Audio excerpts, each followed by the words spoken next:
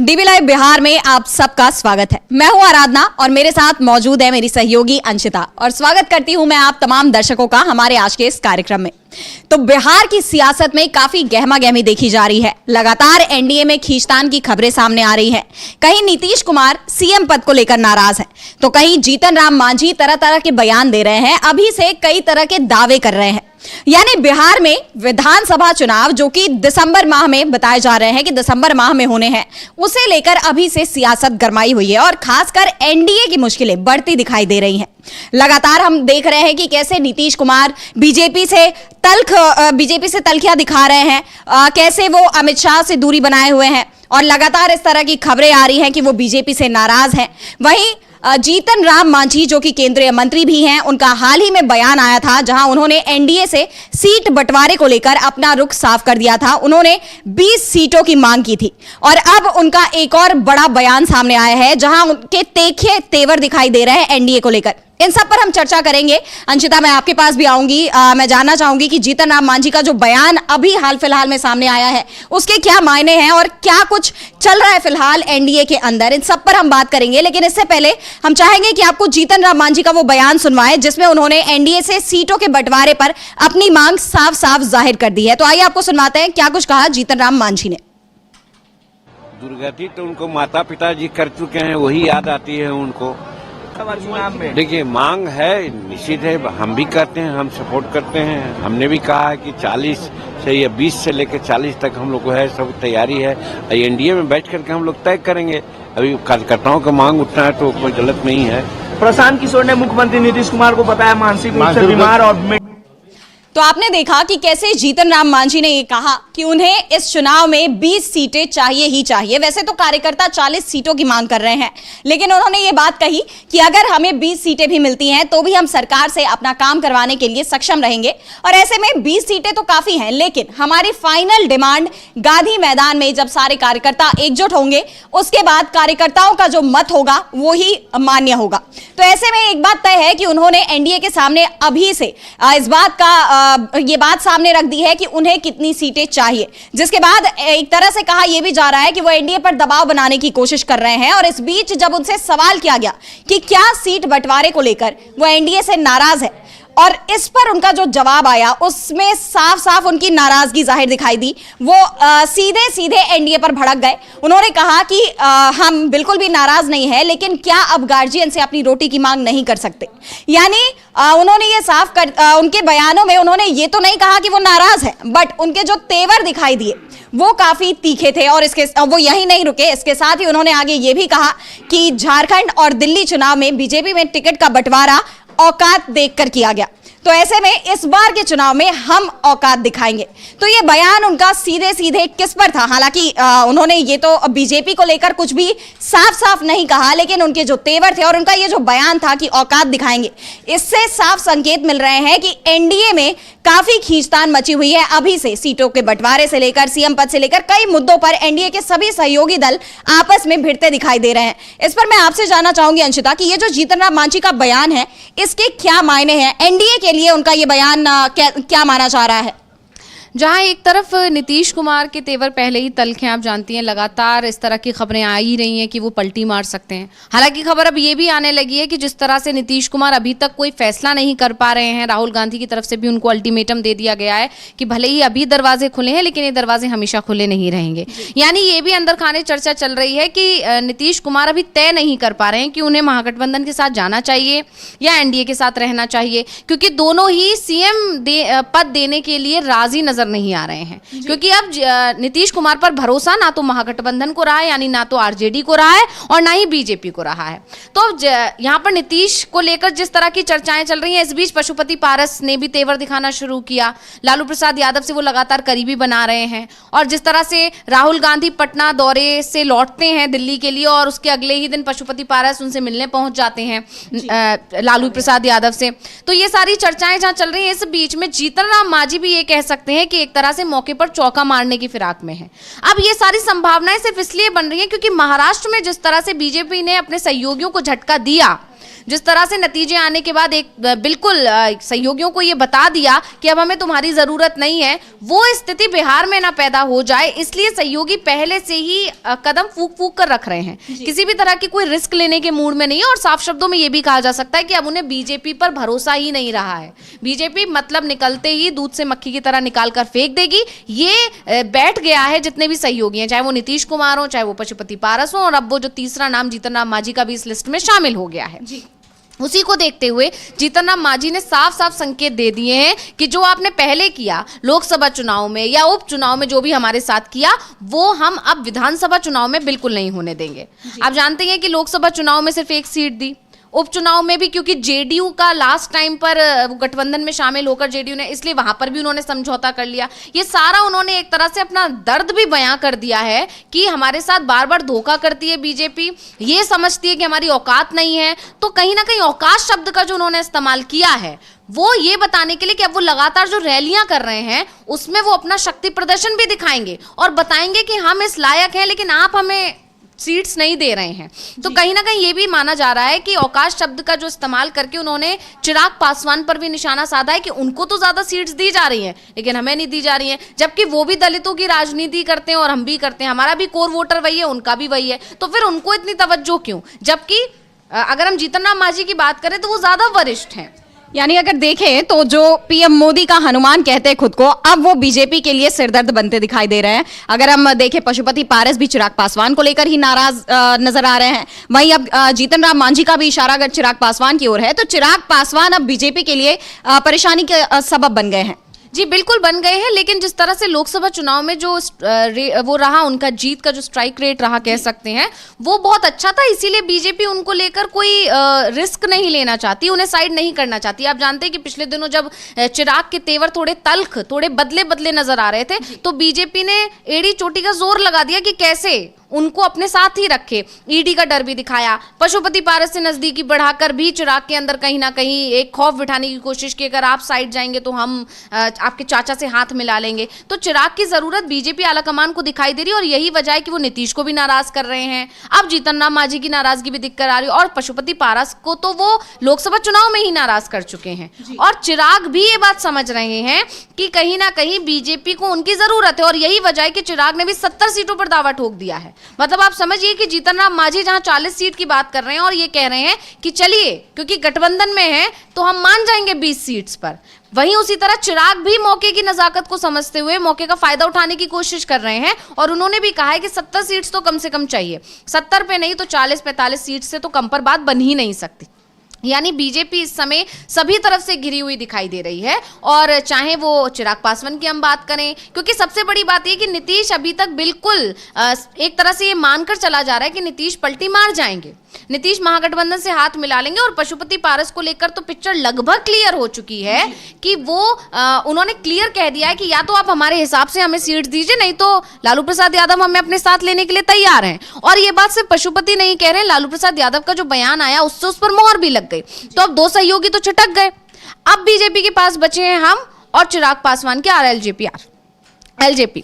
तो यहाँ पर ये चीज देखने को मिल रही है कि किस तरह से बीजेपी अब इन दोनों सहयोगियों को साधेगी, क्योंकि अदरवाइज बीजेपी बिल्कुल अलग थलग पड़ती हुई दिखाई देगी। तो अब यहाँ पर बीजेपी के लिए एक पशुपेश की स्थिति ये भी बन गई है कि वो अगर चिराग की बात मानती है तो जीतन राम मांझी की भी बात माननी पड़ेगी और जीतन राम मांझी की मानती है तो चिराग की भी माननी पड़ेगी। तो इसलिए बीजेपी के लिए अभी बहुत ज्यादा कह सकते हैं कि असमंजस है कि वो किसको छोड़े, किसको पकड़े, किसकी बात माने, क्योंकि नीतीश कुमार की भी ज़रूरत तो है, ऐसा नहीं है कि नीतीश कुमार की ज़रूरत उनको नहीं पड़ेगी। तो यहाँ पर अभी बीजेपी बहुत ज़्यादा फंसी हुई दिखाई दे रही है। और इसमें ये भी कहा जा सकता है कि जिस तरह से कहा जा रहा था 18 तारीख को जब राहुल गांधी पटना दौरे पर आएंगे, राष्ट्रीय कार्यकारिणी की बैठक होगी, लालू यादव और राहुल गांधी की मुलाकात होगी, तो क्या नया होगा, क्या कुछ बदलाव आएगा, क्या किसी तरह से भगदड़ की चीजें, तो वो दिखने लगा है। राहुल गांधी पटना से लौटे भी नहीं है और उससे पहले एनडीए में हलचल मच गई है। जी पशुपति पारस का अचानक लालू यादव से मिलने पहुंच जाना, जीतन राम मांझी के भी बयान आने लगना। पहले उन्होंने एक बयान दिया 15 तारीख को, जो उनका बयान आया था कि हमारे कार्यकर्ता 40 सीटें मांग रहे हैं, वहां से उन्होंने अपना पहला बयान देकर बीजेपी आलाकमान तक अपना मैसेज पहुंचा दिया था और एनडीए में खलबली पैदा कर दी थी। और उसके बाद फिर उन्होंने वहां पर जिस तरह का कार्यक्रम रहा उससे एक शक्ति प्रदर्शन करने की कोशिश की। अब 28 फरवरी को फिर वो एक कार्यक्रम करने जा रहे हैं और ये माना जा रहा है कि उस दिन भी वो शक्ति प्रदर्शन करने की ही कोशिश करेंगे 28 तारीख को जो उनका कार्यक्रम है। तो ये साफ है। और उस बीच में ये औकात वाला बयान देना कि जो भी अभी पिछले चुनाव हुए, जैसे आप जानते हैं कि झारखंड चुनाव में वो 5 सीट मांग रहे थे, उन्हें एक भी नहीं दी गई, जबकि चिराग पासवान को वहां 1 सीट दी गई थी। तो ये बार बार नाराजगी जो है बढ़ती जा रही है जीतन राम मांझी की।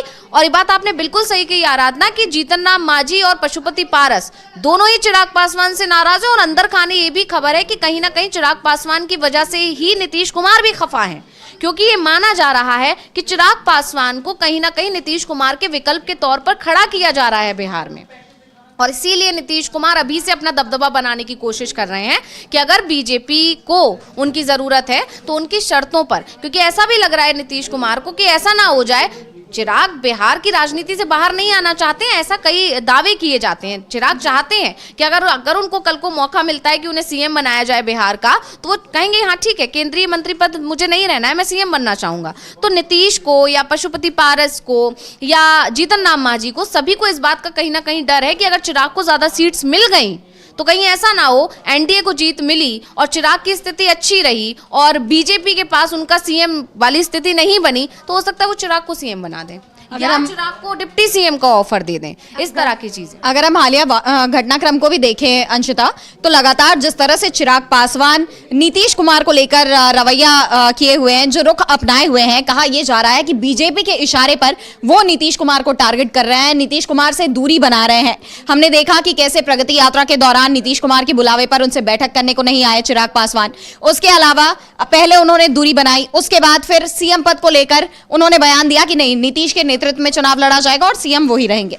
और उसके बाद फिर जब दही चूड़ा भोज हुआ तो नीतीश को बुलाकर चिराग खुद वहां मौजूद नहीं रहे, जबकि वो तो होस्ट थे उस कार्यक्रम के, अपने ही घर के कार्यक्रम में वो मौजूद नहीं रहे। तो एक तरह से हम देखें तो जिस तरह से चिराग पासवान लगातार मोदी के हनुमान बने हुए हैं, इससे भी ये बात एक इन बातों को, इन खबरों को बल मिल जाता है कि बीजेपी उन्हें नीतीश कुमार के विकल्प के तौर पर देख सकती है। अगर हम हालिया घटनाक्रम को भी देखें तो भी ये बात कहीं ना कहीं सामने आती है। जी बिल्कुल, ये बात बिल्कुल सही बैठ रही है, फिट बैठ रही है और इसी वजह से चिराग के खिलाफ एक माहौल बनाया जा रहा है। आप देखिए, पशुपति पारस की नाराजगी की वजह चिराग ही है, क्योंकि लोकसभा चुनाव में चिराग को तवज्जो दी गई।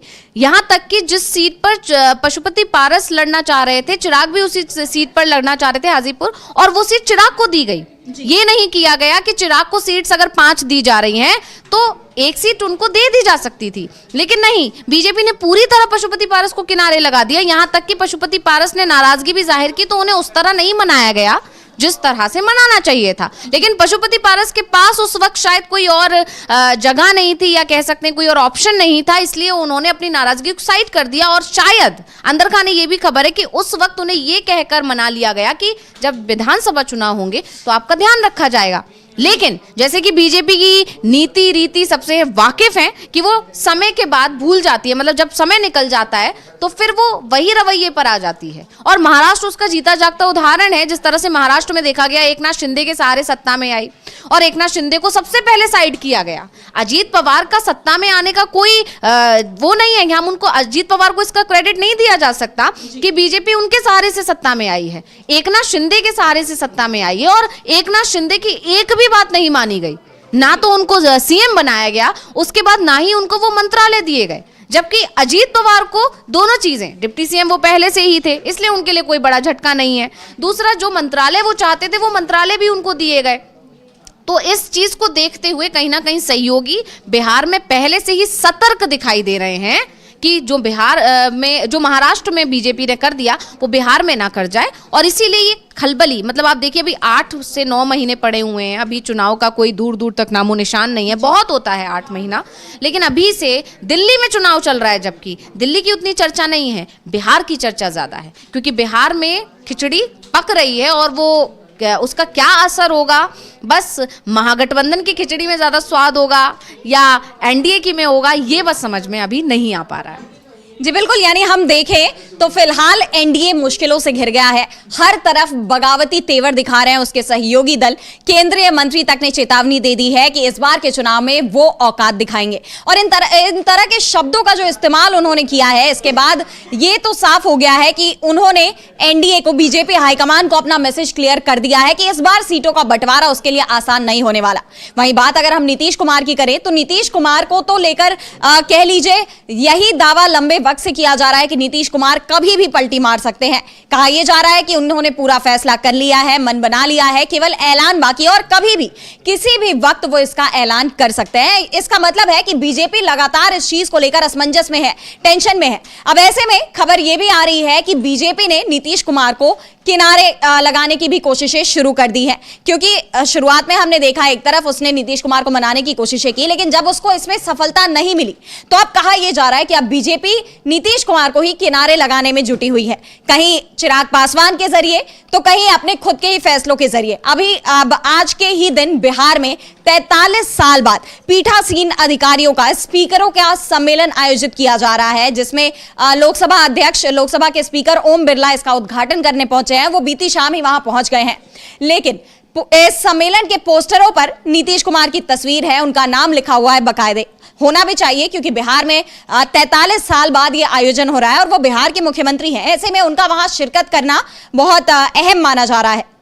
लेकिन अब खबर यह आ रही है कि संबोधन की सूची में उनका नाम ही नहीं था और इसलिए नीतीश कुमार इस सम्मेलन में शामिल होने नहीं गए। यानी अगर हम देखें तो बीजेपी की तरफ से ही अब नीतीश कुमार को किनारे लगाने की कोशिश शुरू हो गई है। इस तरह के तमाम दावे अब निकलकर सामने आ रहे हैं। तो इसके बारे में आपके पास क्या जानकारी, अंशिता, आप क्या कहना चाहेंगी इस पर कि आखिर क्यों इस तरह से बीजेपी के अंदर से ये कोशिशें क्यों शुरू हो रही हैं? ये कह सकते हैं आराधना कि ये अब खुलकर दिखाई देने लगा है, बल्कि बीजेपी की तरफ से कोशिश बहुत लंबे समय से की जा रही है कि नीतीश कुमार को कमजोर किया जाए, और ये कोशिश सिर्फ बीजेपी की तरफ से नहीं हो रही है, हम कह सकते हैं कि ये कोशिश आरजेडी की तरफ से भी की जा रही है। क्योंकि नीतीश कुमार, अगर हम 5 साल भी देखें तो 5 साल में कई बार उन्होंने एनडीए, महागठबंधन, एनडीए यही किया है। तो इसको लेकर अब आरजेडी हो चाहे बीजेपी हो, उनका फोकस इस बात पर है कि अब नीतीश कुमार को इस कंडीशन में पहुंचने ही नहीं देना है कि वो इधर से उधर करें। इसीलिए ना तो सीएम फेस को लेकर, उनको लेकर अभी तक कोई क्लियर जवाब उनको दिया जा रहा है और ना ही उनकी कोई बात सुनी जा रही है। मतलब दबाव में नीतीश को लाने की कोशिश हो रही है और ये बीजेपी की तरफ से ज्यादा शुरू किया गया है। जैसे हम देखें कि नीतीश कुमार का भी, जैसे आपने कहा कि संबोधन की लिस्ट में उनका नाम ही नहीं था, इसीलिए वो नहीं जा रहे हैं। तो अपने आप में बड़ी बात है, राज्य के सीएम है वो, उनको बोलने का मौका देना चाहिए। लेकिन अब यहाँ देखिए, तेजस्वी यादव के जो बयान आते हैं नीतीश कुमार को लेकर, वो कहीं ना कहीं सच साबित होते हुए दिखाई दे रहे हैं। तेजस्वी यादव बार बार ये कहते हैं कि नीतीश कुमार नाम के सीएम है, कठपुतली सीएम है, उनकी कोई सुनवाई नहीं है, उनके पास कोई पावर नहीं है। असल में तो 2 लोग जो दिल्ली में बैठे हैं वो, और जो 2 लोग पटना या बिहार में बैठे हैं वो ही सरकार को चला रहे हैं। और ये बात यहाँ पर साबित हो जाती है कि सिर्फ चेहरा तो है पोस्टर पर, लेकिन संबोधन की लिस्ट में नाम नहीं है। तो इसी वजह से नीतीश कुमार ने दूरी बना ली और